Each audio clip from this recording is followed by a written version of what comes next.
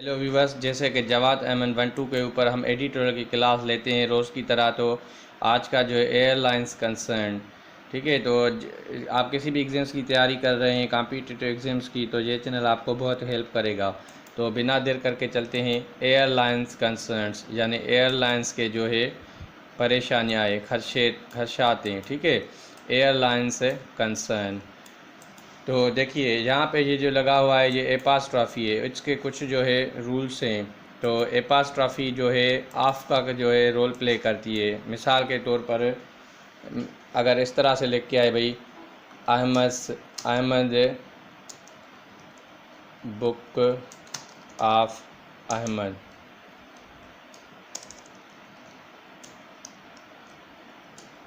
ठीक है। अहमद जो है प्रॉपर नाउन है, इसके ऊपर भी मैंने वीडियोस बनाई है ग्रामर की, तो वो भी आप देखिएगा। इसको हम ऐसे लिखेंगे अहमद्स बुक, ठीक है। ये जो है ह्यूमन बींग्स के लिए आती है, तो अहमद्स बुक अब ऐसे लिखेंगे, ठीक है। अहमद्स बुक यानी अहमद का किताब। तो यहाँ पे देखिए एयरलाइंस लगा हुआ है, ठीक है। अगर मिसाल के तौर पर कोई नाम आ जाए जिस तरह से डिकिंस,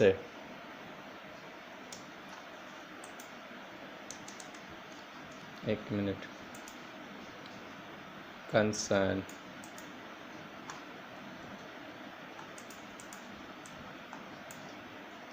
ये जो है कंसर्न है, ठीक है।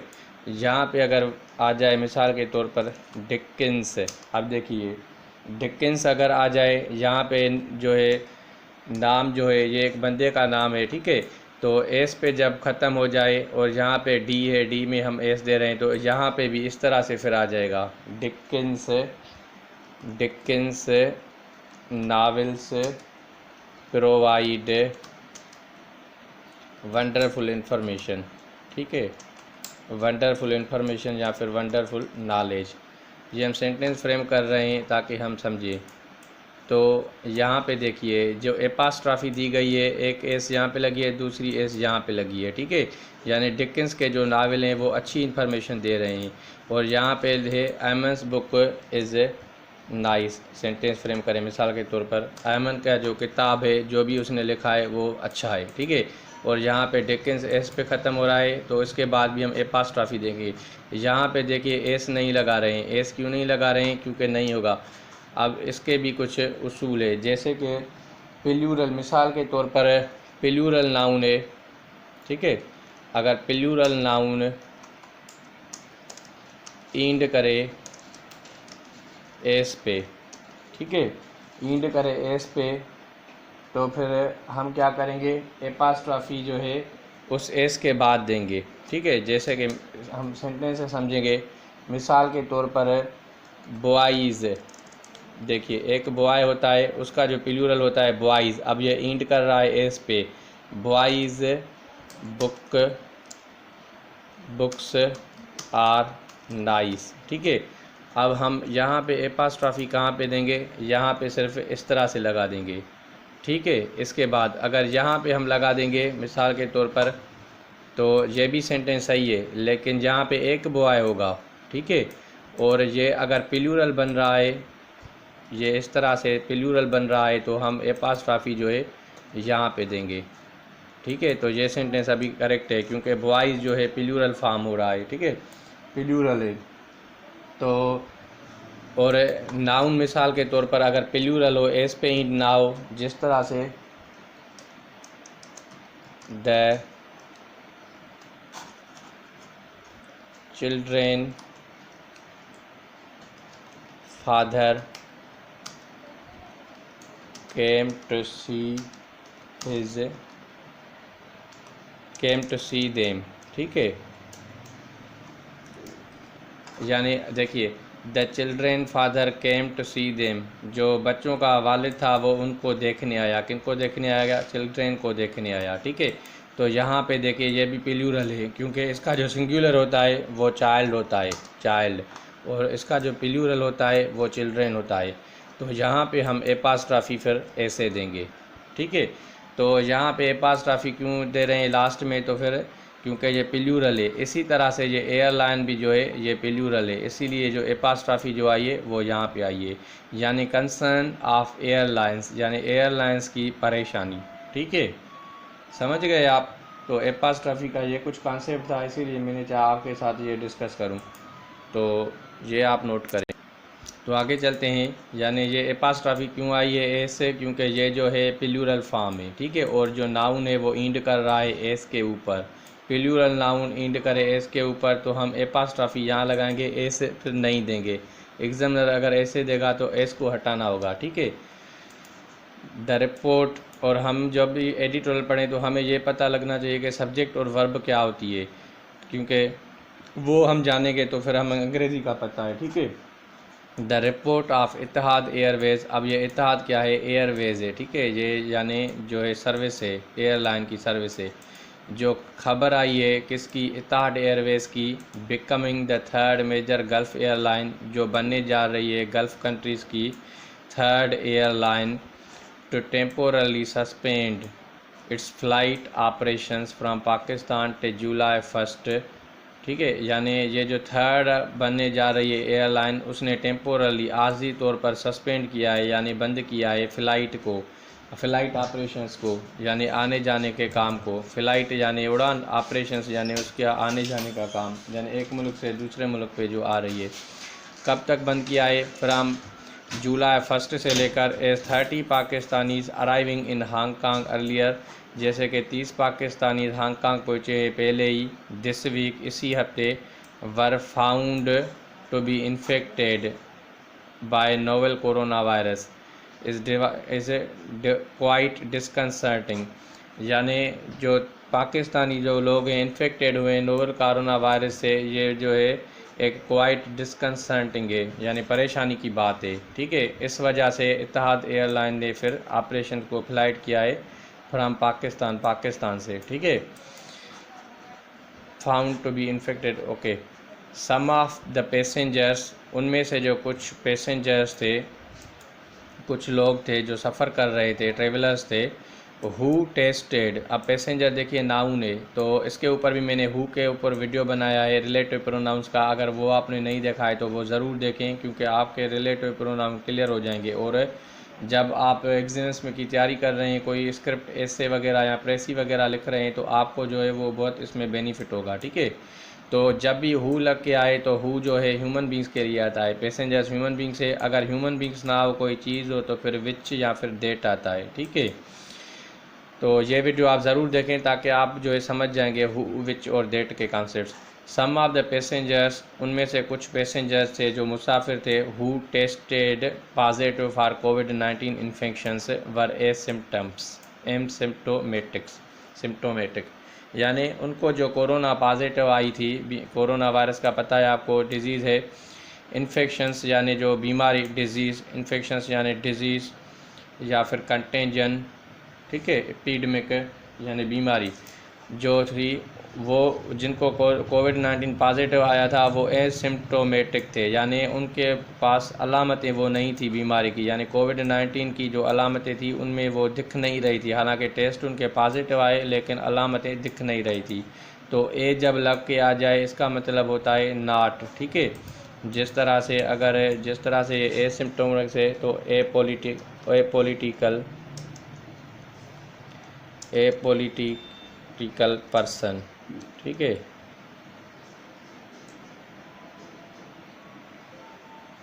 एपॉलिटिकल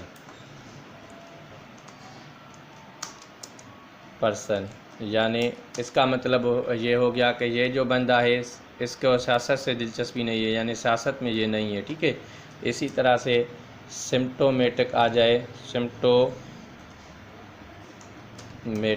इसका मतलब है इसमें अलामतें हैं। अगर एसिम्प्टोमेटिक आ जाए तो इसका मतलब होता है उसमें अलामतें नहीं है, अभी टेस्ट उसकी पॉजिटिव आई है लेकिन उसको डिज़ीज़ नहीं है, इसका ये मतलब हुआ। And all but 3 of them had to be admitted to hospitals. All but जो है ये जो है एडवर्ब है। ठीक है, इसके यूजेज हैं, यानी all but except 3 of them, तीनों के सिवाय उन सबको जो है एडमिट कर दिया गया हॉस्पिटल में। ठीक है, हॉस्पिटल में उनको दाखिल कर दिया गया। ऑल बट, इसको हम समझेंगे ऑल बट एक अच्छा कॉन्सेप्ट है। ये जो है एडवर्ब और फ्रेज की तरह ये होता है ऑल बट, ठीक है। ऑल बट यानी एक तो इसकी मतलब होती है ऑलमोस्ट या नियरली, ठीक है। दूसरा इसका मतलब होता है एवरीथिंग और एवरीवन एक्सेप्ट समथिंग या फिर समबॉडी, ठीक है। ऑल बट इसके ये मतलब होता है। तो इसके कुछ सेंटेंस से हम समझेंगे कि इस जो है इससे क्या मतलब है इसका। देखिए, अगर मिसाल के तौर पर एक सेंटेंस है they read all but last lesson, इसका मतलब क्या हो गया, यानी दे रीड ऑल यानी उन्होंने सब कुछ पढ़ा, बट लास्ट लेसन आखिरी लेसन को, आखिरी जो है लेसन है उसको छोड़कर, आखिरी जो सबक था उसको छोड़कर सब कुछ पढ़ा। इसका मतलब हो गया एक्सेप्ट, ठीक है। दे रेड ऑल लेसन, ऑल उन्होंने सब कुछ पढ़ा, बट लास्ट लेसन यानी आखिरी लेसन को छोड़कर बाकी सब कुछ पढ़ा। और सेंटेंस से समझे, मिसाल के तौर पर that tree will stand all but the worst winter, ठीक है। The tree will stand all but the worst winter यानी जो ट्री है ये बिल्कुल सही खड़ा रहेगा, ठीक है, बट द वर्स्ट विंटर लेकिन जब विंटर आ जाएगा, वर्स्ट यानी तेज़ विंटर, ख़राब विंटर यानी सर्दी की मौसम आ जाएगी तो फिर ये इस तरह से खड़ा नहीं रहेगा। यानी हर सीज़न में ये खड़ा रह सकता है सिवाय वर्स्ट विंटर के, वर्स्ट विंटर के सिवाय हर सीज़न में ये खड़ा रह सकता है, इसका ये मतलब हो गया, ठीक है। और ऑलमोस्ट के सेंस में हम सेंटेंस देखें, ऑलमोस्ट के सेंस में देखिए the program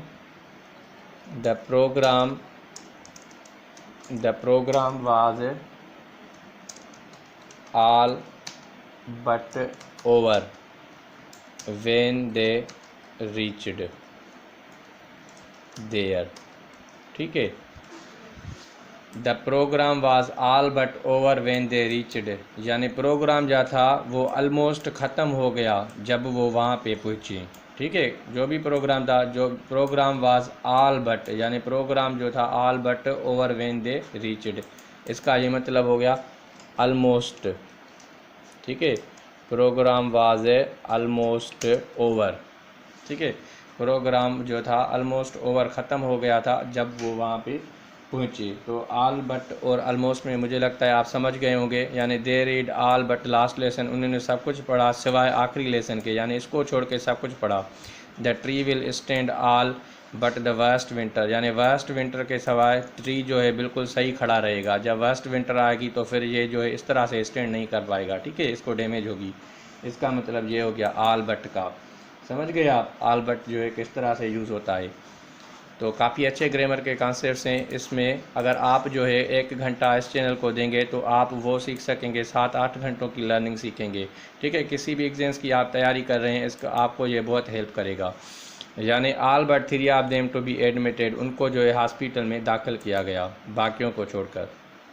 all the passengers सारे मुसाफिर हैड ट्रेवल्ड बाय एमिरेट्स से उन्होंने सफ़र किया है, ट्रेवल करना यानी सफ़र करना, ठीक है, ये वर्ब है। पैसेंजर्स क्या है, ये सब्जेक्ट है, ट्रेवल जो है ये वर्ब है, हेड जो है पास्ट परफेक्ट टेंस की जो है सेंटेंस के जो है ऑक्सिलरी वर्ब है और ये जो है मेन वर्ब है, ठीक है। उन्होंने सफ़र किया, किससे किया, एमिरेट्स से किया पैसेंजर्स ने। विच वास यानी अब जो ये विच लगा रहा है ये स्टेटमेंट को भी बता रहा है और ये एमिरेट्स के बारे में भी बता रहा है। देखिए एमिरेट्स के बाद जो है विच आ रहा है, ठीक है। विच ह्यूमन बींग्स के लिए नहीं आएगा, हु जो है वो ह्यूमन बींग्स के लिए आएगा। जिस तरह से ये हु है, देखिए ये हु जो है ये पैसेंजर्स के लिए आ रहा है, और ये जो विच है ये किस चीज़ के लिए आ रही है, ये एमिरेट्स के लिए आ रही है। यहाँ स्टेटमेंट पूरी जो है इसके लिए आ रही है, ठीक है, ह्यूमन बींग्स के लिए नहीं आ रहा है।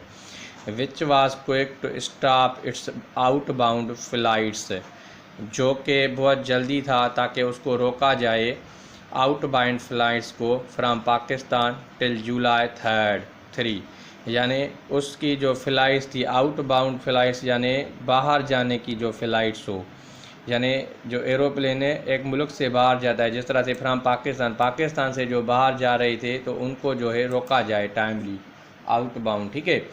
आउटबाउंड का मतलब होता है बाहर जाने वाला, यानी आउटबाउंड फ्लाइट्स, ठीक है, यानी leaving one place to other, ठीक है। और दूसरा होता है इनबाउंड, यानी कमिंग फ्राम अदर प्लेस, ठीक है। इसका मतलब ये हुआ यानी बाहर जाना फ्लाइट से, या एरोप्लेन्स बाहर जाए, ठीक है, ट्रेवलर्स को लेकर। और यहाँ पे इसका मतलब होगा अंदर आने वाली फ़्लाइट, अंदर आने वाली फ़्लाइट्स, ठीक है, समझ गए आप। यानी आउटबाउंड वो चीज़ होती है जो मुल्क से बाहर जाए, और इनबाउंड वो चीज़ होती है जो मुल्क में अंदर आए, उसको कहते हैं आउटबाउंड और इनबाउंड, ठीक है। यानी पैसेंजर से जो फ़्लाइट्स पाकिस्तान से बाहर जा रही थी वाज क्विक टू स्टॉप, यानी विच वाज क्विक, जो बहुत जल्दी अमल हुआ। Only 2 weeks after the resumption of its limited operations in the country, सिर्फ 2 हफ्तों के रिजम्पशन के बाद इसकी जो लिमिटेड ऑपरेशंस थी मुल्क में, यानी रिजम्पशंस वर्ड का मतलब होता है जो फिर से शुरू हो, यानी वो सिर्फ 2 हफ्ते सिर्फ उसने स्टॉप किया था लिमिटेड ऑपरेशंस को फिर कंट्री में, ठीक है।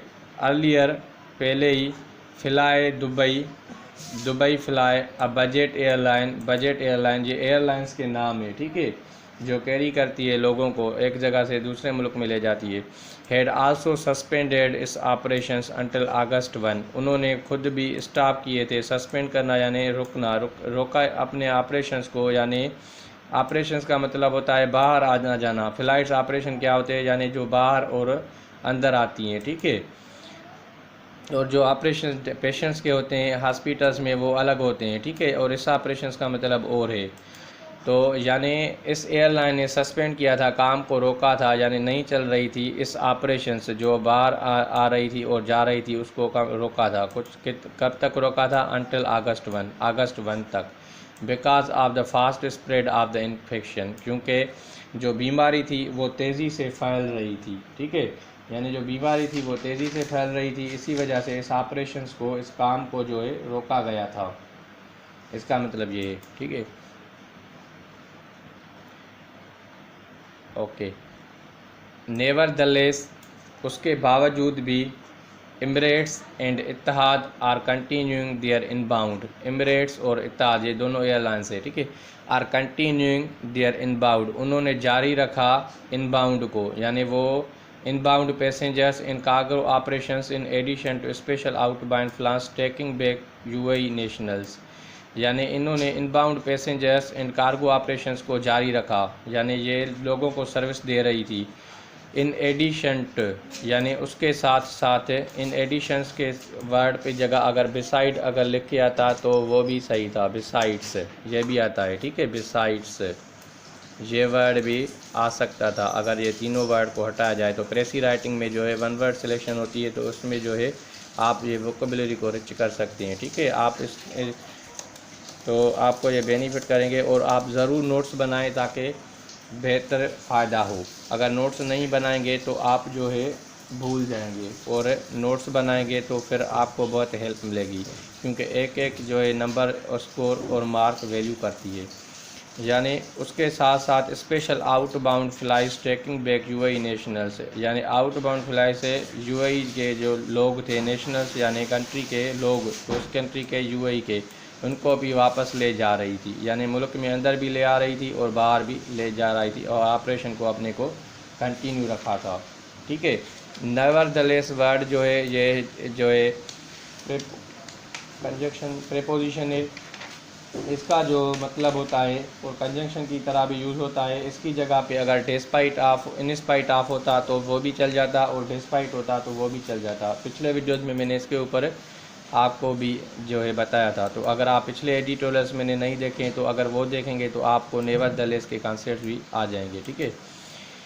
The resumption of their services, जो उन्होंने फिर से शुरुआत की अपनी सर्विसेज को, खिदमात को, फ्राम दिस कंट्री, इस मुल्क से, depends on the implementations of the required additional measures to satisfy all parties, यानी इसने जो शुरुआत की खिदमात की, सर्विसेज की इस मुल्क से, ये डिपेंड करती है, ये दारोमदार रखती है किन चीज़ों के ऊपर, implementation of required additional measures, यानी वो इम्प्लीमेंट करें, सरंजाम करें रिक्वायर्ड एडिशनल मेजर्स, जो मेजर्स है, जो कदम है, जो रिक्वायर्ड है, डिमांड किए जा रहे हैं, उनको जो है सेटिस्फाई करे पार्टीज़ को। ठीक है।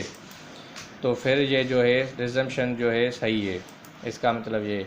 इन अनदर केस, एक और केस में, one of the 3 infected passengers arriving in New Zealand days after the country had reopened for business, यानी वन ऑफ द 3 यानी 3 में से एक इन्फेक्टेड पैसेंजर्स में, 3 पैसेंजर्स में से एक पैसेंजर था, वो न्यूजीलैंड पहुंचा days after that country had reopened business, जबकि उस मुल्क ने रीओपन्ड किया बिज़नेस को, यानी अपने कारोबार को। और कौन सा कारोबार, यानी फ़्लाइट्स का आने जाने का। ठीक है।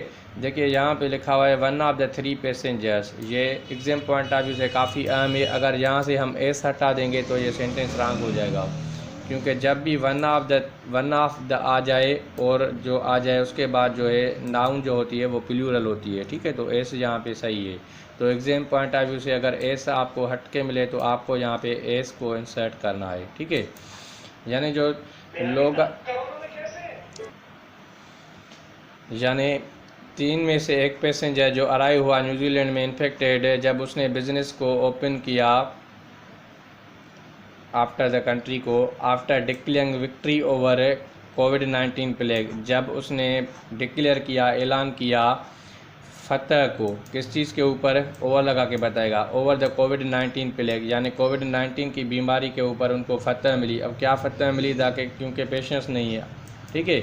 हैड ट्रेवल्ड फ्राम लाहौर, वो ट्रेवल किया था उसने लाहौर से, यानी न्यूजीलैंड कंट्रीज जो था उसने ऐलान किया था कि उसमें जो है कोविड-19 की डिज़ीज़ नहीं है, लेकिन जब उसने अपना बिज़नेस ओपन किया तो लोग आने जाने लगे, तो उसमें से कोविड-19 की प्लेग का एक बंदा मिला उनको। ठीक है। तो यहाँ पे एक वर्ड है, देखिए आफ्टर के बाद जब वर्ब आए तो उसमें इंग फॉर्म लगाया जाता है, क्योंकि जी आफ्टर के बाद हमें नाउन लिखना पड़ता है, तो डिक्लेयर वर्ब है तो उसमें जो है इंग लगाएंगे, जीरन बन जाएगा और ये नाउन का किरदार अदा करेगा। ठीक है।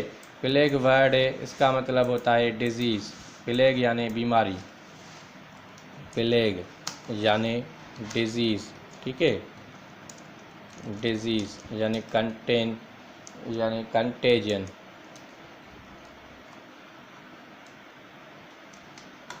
कंटेजन। ठीक है। इन्फेक्शन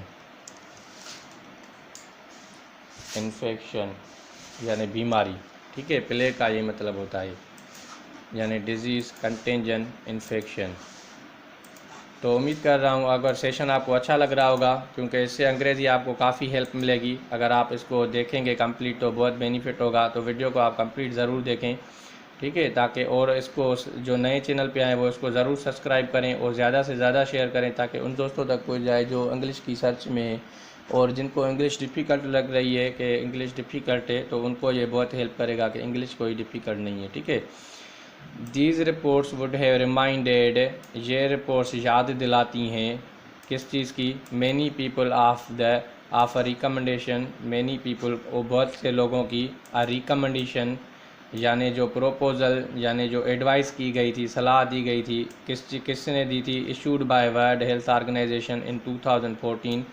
जो सलाह दी गई थी वर्ल्ड हेल्थ ऑर्गेनाइजेशन ने 2014 में, अब वो क्या थी बताएगा। That all Pakistanis travelling outside their country, जबकि सारे पाकिस्तानी जो बाहर के मुल्कों में सफ़र करेंगे, should be administered the polio vaccination, उनको जो है पोलियो की वैक्सीनेशन की दवाई लेनी पड़ेगी। ठीक है, यानी एडमिनिस्ट्रेड यानी ये प्रोपोज़ल दिया गया था, किसने दिया था? 2014 में वर्ल्ड हेल्थ ऑर्गेनाइजेशन के सारे पाकिस्तानी जो बाहर मुल्क में जाएंगे ट्रेवल के लिए, तो उनको पोलियो वैक्सीनेशन लेनी पड़ेगी। ठीक है, रिकमेंडेशन एक वर्ड है जिसका मतलब होता है प्रोपोज़ल, यानी सिफारिश करना या फिर सलाह देना।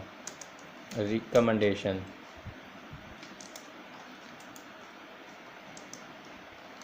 ठीक है, रिकमेंडेशन का मतलब होता है प्रोपोज़ल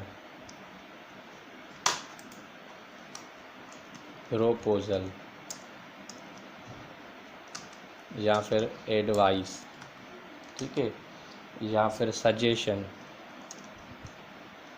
ये सिनोनिम से आप याद करें और बहुत जो है इससे आपको फ़ायदा होगा। ठीक है, यानी सलाह देना, प्रोपोज़ करना, किसी चीज़ की सलाह देना, एडवाइस देना, सलाह देना, सजेशन, हिदायत करना, सलाह देना, काउंसिल। ठीक है, ये सारे जो है सिनोनिम से, तो ये वर्ड्स आप नोट करके चलें और फेयर कापी बनाएं। और मैं कहता हूँ आप 6 माह अगर इसको देखेंगे तो 6 माह में अपने आप को जो है कंप्लीट चेंज महसूस करेंगे। ठीक है, एक नया इंसान समझेंगे इंग्लिश के हवाले से।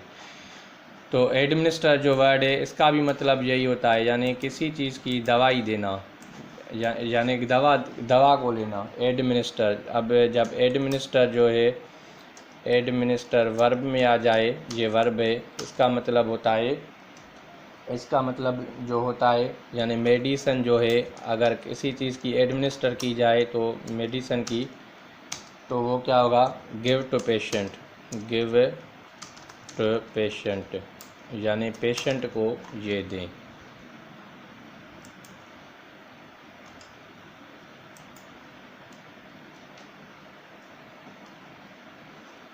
मेडिसिन, ठीक है, यानी एडमिनिस्टर यानी दवाई खाना, दवाई लेना। ठीक है, अब तो एडमिनिस्ट्रेड द पोलियो वैक्सीनेशन यानी पोलियो की वैक्सीनेशन की दवाई लेना। ठीक है, इसका ये मतलब होता है। तो दिस वाज नॉट सरप्राइजिंग, ये हैरत की बात नहीं थी। सरप्राइजिंग यानी हैरान कुन या अमेजिंग। ठीक है, when we considered that several polio cases had erupted in the country, जब हम देखेंगे कि बहुत सारे पोलियो के केसेस erupted हुए थे मुल्क में, and that virus here was also believed to have spread to countries like Egypt, और वायरस को देखा जा रहा था कि वो स्प्रेड हुआ था जिस तरह से इजिप्ट में स्प्रेड हुआ था। इजिप्ट यानी मिस्र कंट्री में। ठीक है, is believe to have spread, इसका मतलब ये होता है यानी बिलीव टू हैव स्प्रेड। अब जो बिलीव टू है स्प्रेड है, अगर बिलीव टू हो को जो है, ठीक है, बिलीव टू हैव स्प्रेड, तो आगे चलेंगे। With the number of corona virus infection से, कोरोना वायरस इन्फेक्शन से, बीमारी से जो नंबर है, तादाद है, गोइंग अप, वो ऊपर जा रही है। And set to cross 2 lakh cases, और वो जो है 2 लाख केसेस से पार निकल गई है। सेट टू क्रॉस यानी पार निकल जाना, गुजर जाना। ठीक है, and with the death toll reaching 4000, और जो अमवात हो रही हैं वो 4000 तक पहुंच गई है। यानी केसेस जो है बढ़ गए हैं 2 लाख तक है, और अमवात जो है वो 4000 तक हो गई है। ठीक है, many questions have been raised, कितने ही सवाल जन्म लेते हैं। Regarding the government's decision, government के फैसलों के हवाले से। To relax monitoring of both outbound and inbound travellers, ताकि रिलैक्स कर रहे हैं और मॉनिटर कर रहे हैं आउटबाउंड और इनबाउंड ट्रेवलर्स को। ठीक है, तो रिलैक्स मॉनिटरिंग यानी मॉनिटर करने में देर कर रहे हैं, रिलैक्स कर रहे हैं। ठीक है, रिलैक्स करना यानी रिलैक्स करना। ठीक है, आलसी दिखाना यानी यानी मॉनिटरिंग में देर कर रहे हैं। बोथ आउटबाउंड इनबाउंड ट्रेवलर्स, जो दोनों जो है मुसाफिर आ भी रहे हैं जो जा भी रहे हैं उनके हवाले से, ठीक है। तो उस चीज़ के ऊपर क्वेश्चंस हो गए, यानी questions have been raised regarding government decisions to relax monitoring, यानी मॉनिटरिंग में देर कर रहे हैं और क्वेश्चन उठ रहे हैं आउटबाउंड इनबाउंड ट्रेवलर्स के हवाले से। यहाँ पे एक वर्ड है रेज्ड, ठीक है। रेज्ड जो है ये वर्ब है, एक 3 वर्ब होते हैं रेज, एक होता है रेज, दूसरा होता है राइज, तीसरा होता है अराइज, ठीक है। तो इनके कुछ कॉन्सेप्ट्स हैं। जब रेज आ जाए, रेज यानी रेज अ क्वेश्चन, यानी रेज जब आ जाए इसका मतलब होता है कोई क्वेश्चन उठाना, ठीक है। डाउट या फिर क्वेश्चन उठाना जिसका पता ना हो, ठीक है। क्वेश्चन उठाना जहाँ पे जैसे लिखा हुआ है, ठीक है। दे रेज्ड अ क्वेश्चन, मिसाल के तौर पर दे रेज्ड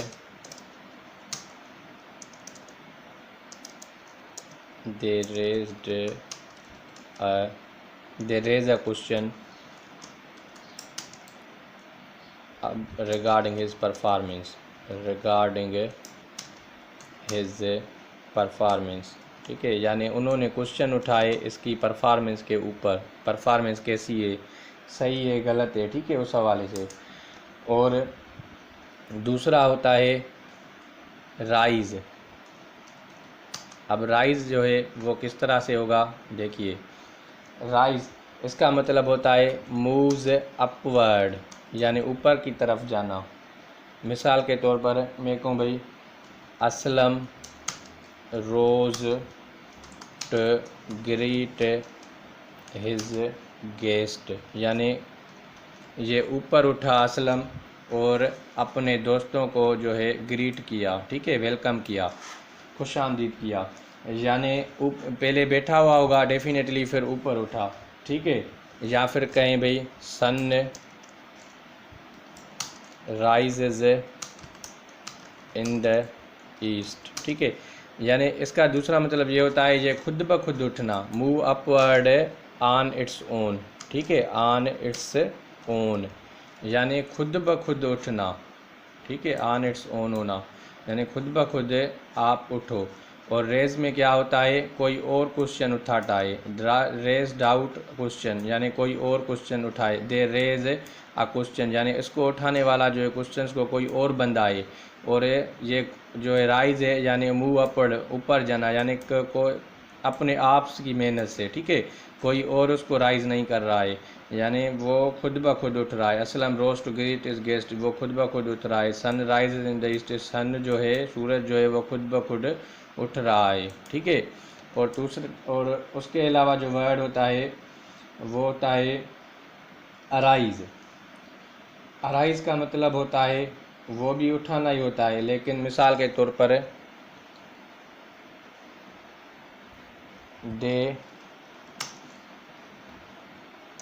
मिसाल के तौर पर he does not think the question of compensation will arise, यानी जिसका पता ना हो, ठीक है, वो नहीं सोच रहा है कि वो जो है कंपनसेशन जो है उसको जो रियायत मिल रही है उसके ऊपर क्वेश्चन उठेंगे, यानी जिस चीज़ का मालूम ना हो, ठीक है, वो क्वेश्चन उठाया जाए, उसको कहते हैं अराइज। उम्मीद है आपको ये समझ में आ रहा होगा। और अगर ये नहीं जे अगर आ रहा होगा और आप इसके नोट्स बनाएंगे तो आपको काफ़ी हेल्प मिलेगी, क्योंकि नोट्स से ही आप जो है सही जो है परफॉर्म कर सकेंगे, ठीक है।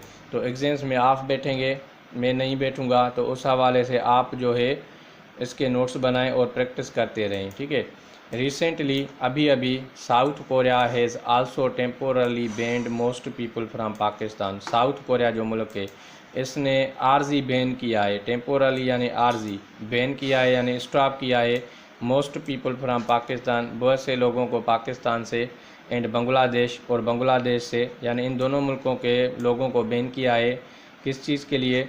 फ्राम इंटरिंग द कंट्री, यानी मुल्क में दाखिल होने के लिए, यानी साउथ कोरिया अपने मुल्क में दाखिल होने के लिए इन दो कंट्रीज़ के लोगों को बैन किया है। क्यों किया है बताएगा।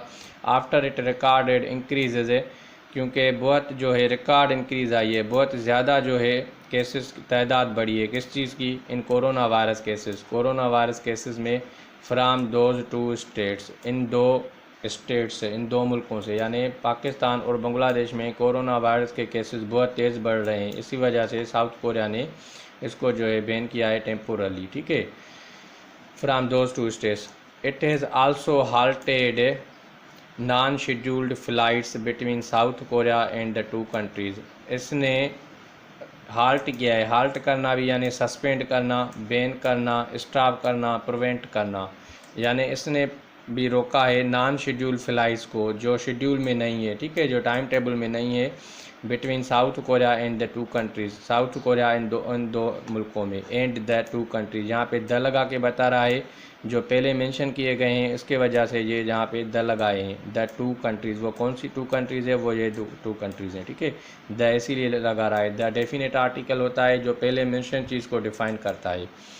दो diplomats and those travelling from urgent business purpose are exempted, जैसे कि डिप्लोमेट्स जो होते हैं, यानी जो गवर्नमेंट के ऑफिशल्स होते हैं, सफ़ीर होते हैं वो, and those travelling for urgent business purpose, और जो है अर्जेंट यानी ज़रूरी बिजनेस के पर्पस मकसद के लिए हैं, are exempted from the entry, उनके ऊपर जो उनको छूट मिली हुई है दाखिला पे, एंट्री सस्पेंशन, यानी एंट्री के ऊपर जो सस्पेंशन बैन लगाया है उनको जो है छूट मिली है। मतलब जैसे कि डिप्लोमेट्स हैं और ट्रैवलिंग फॉर अर्जेंट बिजनेस, वो कारोबार के सिलसिले में उस मकसद से जो है जा सकते हैं जिनके जो, क्योंकि उनकी जो है अर्जेंट जो है बिज़नेस पर्पज़ है, तो उनको जो है एग्जेम्प्ट किया गया है, उनको छूट दी गई है, वो जा सकते हैं।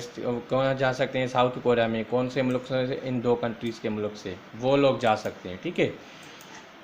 If effective measures are not implemented, अगर सही कदम नहीं उठाए गए, उनको जो है नहीं लागू किया गया इमीडिएटली, जल्दी, टू स्टॉप इन्फेक्टेड पाकिस्तानीज़ है, ताकि रोका जाए जो इन्फेक्टेड पाकिस्तानीज़ है, फ्राम बोर्डिंग आउटबाउंड फ्लाइट्स है, जो आउटबाउंड फ्लाइट से बोर्ड कर रहे हैं, आते जा रहे हैं, chances are that the foreign airlines would extend suspension for their services from Pakistan, ये चांसेस हो सकते हैं, मुमकिन है कि वो सस्पेंशन को और भी बढ़ाए of their services from Pakistan, जो सर्विसेज हो रही हैं पाकिस्तान से, यानी और भी जो है एयरलाइंस के ऊपर सस्पेंशंस बैन पाबंदी लगा सकते हैं, तो जो है जो इन्फेक्टेड केसेस है उनको ताकि रोका जाए, ठीक है, ये चीज़ें इम्प्लीमेंट की जाए।